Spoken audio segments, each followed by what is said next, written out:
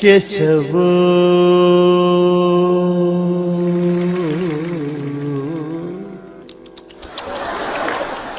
താൻ ഇന്നലെ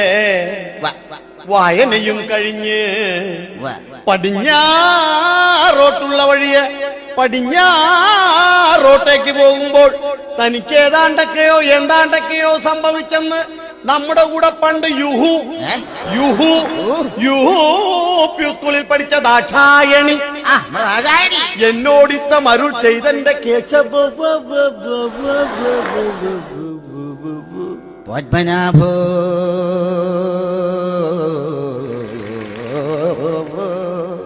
എന്തോ ഞാൻ ഇന്നലെ വായനയും കഴിഞ്ഞ്